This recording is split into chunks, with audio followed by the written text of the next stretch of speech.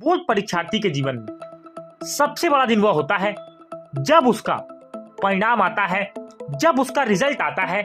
यह परिणाम उसे बताता है कि उसने साल भर कितनी मेहनत की, किस तरीके से उसने समय का सही उपयोग किया और उसे सफलता मिली या नहीं मिल पाई। बहुत सारे विद्यार्थी ऐसे हैं जो अपनी परीक्षा में बहुत बेहतरीन प्रदर्शन करेंगे और अच्छे से अच्छे अंक लेकर के आएंगे। कुछ ऐसे विद्यार्थी होंगे जो परीक्षा को पास नहीं कर पाएंगे, अनुत्तीर्ण हो जाएंगे, फेल हो जाएंगे। और कुछ ऐसे विद्यार्थी होंगे जो कि पास होंगे लेकिन बहुत अच्छे अंकों के साथ पास नहीं हो पाएंगे, यानी कि उनकी परसेंटेज बहुत ज्यादा कम होगी। हो सकता हो कि आपके 45% आए, 50% आए, 55% आए।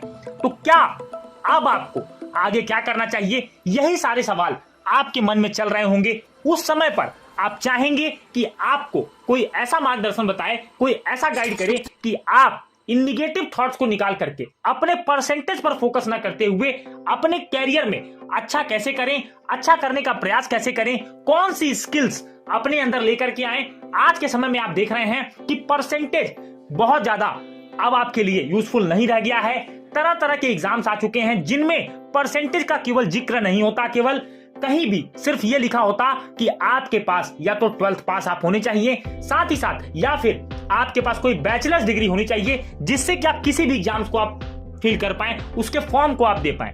और परसेंटेज आपकी एबिलिटी को नहीं बताता है कि आप कितने काबिल हैं, कितने नहीं हैं। हो सकता हो कि उस साल आपने पढ़ाई पर उतना फोकस नहीं किया, बहुत सारी समस्याएं आपको रही हो सकता हो कि वो प्रॉब्लम इकोनॉमिकल हो, आपकी कोई सोशल प्रॉब्लम हो, फैमिली की प्रॉब्लम हो, जिसके वजह से आप अपना पूरा प्रदर्शन नहीं कर पाए, पूरे टैलेंट को अपने यूज नहीं कर पाए। ऐसे में आपको निराश नहीं होना है। बहुत सारे विद्यार्थी सोचते हैं कि मेरे 12वीं में परसेंटेज कम आ गए, अब मुझसे ना यूपीएससी का एग्जाम होगा, ना नीट का एग्जाम होगा, ना जेईई का एग्जाम होगा, कोई एग्जाम मैं क्रैक नहीं कर पाऊंगा। तो मैं आपको बता दूं कि आज के समय में परसेंटेज की वैल्यू सिर्फ एग्जाम आने से 1-2 महीने 2.5 महीने तक होती है, क्योंकि वो बच्चे 1-2-2.5 महीने लाइमलाइट में होते हैं। उसके बाद अगर वो अच्छा आगे नहीं कर पाते तो उन्हें कोई भी नहीं पूछता, क्योंकि बोर्ड एग्जाम में हर साल आपके स्टेट बोर्ड में, सेंट्रल बोर्ड में कई सारे बच्चे ऐसे हैं जो पूरे परसेंटेज यानी कि 100% तक स्कोर कर लेते हैं, 100%, 95%, 96%। लेकिन इसका मतलब ये नहीं कि वह अपने कैरियर में बहुत ज्यादा सफल हो जाते हैं। हो सकता हो कि आपने जो न सोचा हो उससे भी कम पर वह वहां रहें। और ऐसे विद्यार्थी जो जस्ट पास हुए हों, जिनके 50%, 55% हो, वह आगे चले गए हों। तो इस चीज पर आपको फोकस नहीं करना है। सबसे पहले अब आपके मन में सवाल आएगा कि अगर मेरी 12वीं में परसेंटेज कम आए तो क्या मैं 12वीं को दोबारा करूं? नहीं, देखिए बिल्कुल नहीं। आपको अपने उस एक साल को बर्बाद नहीं करना है। अगर आप किसी एग्जाम को टारगेट कर रहे हैं, किसी एग्जाम की तैयारी आपको करनी थी, आपके परसेंटेज उस हिसाब से नहीं आए, लेकिन उस एग्जाम में अगर परसेंटेज की मांग नहीं की गई है तो आप अपने उस एग्जाम की तैयारी पर अब आप ध्यान दें, न कि अपनी 12वीं के परसेंटेज को सुधारने के लिए एक साल बर्बाद करते हुए दोबारा 12वीं करें। क्योंकि अगर आप किसी एग्जाम को निकाल लेते हैं, मान लीजिए कि आपने यूपीएससी जैसे एग्जाम की तैयारी शुरू की, तो आप उस विद्यार्थी से आगे होंगे जो 12वीं को दोबारा करने का सोचेगा या फिर जो कि अदर कोर्स को करने में चला जाएगा। तो आपको अपने उस एक साल की वैल्यू को समझना होगा। हालांकि अब आपने अगर ये सोच लिया है तो इसका मतलब कि अब अपने कैरियर को लेकर के आप सीरियस हो चुके हैं, तो अब आप बेहतरीन प्रदर्शन जरूर करने वाले हैं।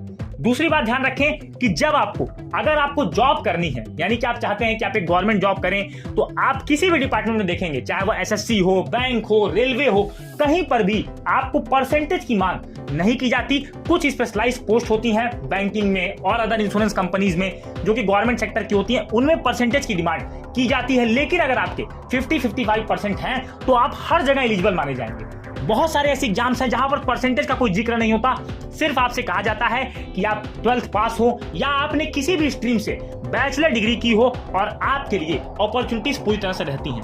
अब बात आती है कि क्या हम प्राइवेट जॉब अच्छी पा पाएंगे या नहीं। देखिए, आज के समय में आपका जो स्मार्टफोन है यही आपके लिए सबसे बड़ा वेपन है। इसके दम पर आज आप कोई भी सक्सेस हासिल कर सकते हैं, बस तरीका आपका सही होना चाहिए। बहुत सारे ऐसे ऑनलाइन कोर्सेज हैं जिनकी मदद से आप अपने आप को इंप्रूव कर सकते हैं और अपने आप को आने वाले समय के हिसाब से तैयार कर सकते हैं। आप कुछ ऐसे कोर्सेज का चुनाव करें जिनमें आज आपको देखने को लगता है कि बहुत सारी अपॉर्चुनिटीज हैं, या फिर आने वाले 3-4-5 साल में ये सेक्टर बहुत ज्यादा ग्रो करने वाला है, चाहे वह बैंकिंग का सेक्टर हो, डिजिटल मार्केटिंग का सेक्टर हो, आईटी फील्ड हो, किसी भी फील्ड में अगर आप जाना चाहते हैं तो उसके रिगार्डिंग कोर्सेज को करें, उस स्किल को अपने अंदर लेकर के आए, अपनी कम्युनिकेशन स्किल पर काम करें। ऐसी बहुत सारी चीजें हैं जिन पर आपको काम करना होगा। अगर आप इन पर काम करते हैं तो निश्चित रूप से आपको सफलता मिलेगी। आज का समय टैलेंट और अवेयरनेस का समय है, यानी कि अगर आप टैलेंटेड बनना चाहते हैं तो आपको हार्डवर्क करना होगा। जिस भी प्रोफेशन में आप हैं, चाहे आप बिजनेस करें, चाहे आप किसी गवर्नमेंट एग्जाम की प्रिपरेशन करें, चाहे आप कहीं किसी एमएनसी में जॉब करना चाहते हैं, इसके लिए आपको अपने आप को इंप्रूव करना होगा। सेल्फ इंप्रूवमेंट पे आप फोकस करिए, परिणाम आएगा, आपको निराश नहीं होना है। ये आपको सोचना है कि अब मुझे अपनी आगे की जर्नी देखनी है। आपका प्रतिशत आपको ये नहीं बताएगा कि आज के 5 साल बाद, आज के 10 साल बाद आप कहां पर होगे। यह सिर्फ आपकी उस साल की मेहनत होती है जो आपने अपने एग्जाम के लिए की थी। बहुत सारे विद्यार्थी अच्छे परिणाम भी लेकर आएंगे, बहुत सारे विद्यार्थी कम लेकर आएंगे। तो आपको अपने आप को किसी से कम नहीं समझना है। आपको ये समझना है कि मैं बेस्ट हूं, मैं अपने जीवन में बहुत बेहतर करने वाला हूं।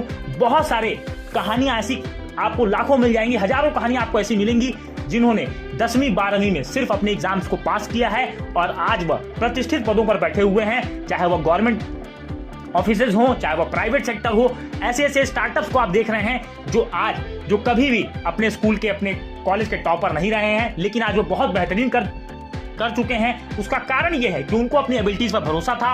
उन्हें पता था कि यह जो 1 साल है यह डिसाइड नहीं करेगा कि मैं आज कहां रहूंगा आने वाले समय में। तो उम्मीद है कि यह वीडियो आपको आपके परिणाम के आने वाले परिणाम के लिए एक आपको मोटिवेशन दे पाया होगा, आपकी कुछ मदद जरूर कर पाया होगा। अगर आपको वीडियो अच्छा लगा तो वीडियो को लाइक करें, अपने विचारों को जरूर कमेंट किया करें। मिलेंगे अपने अगले वीडियो में, तब तक के लिए जय हिंद, वंदे मातरम।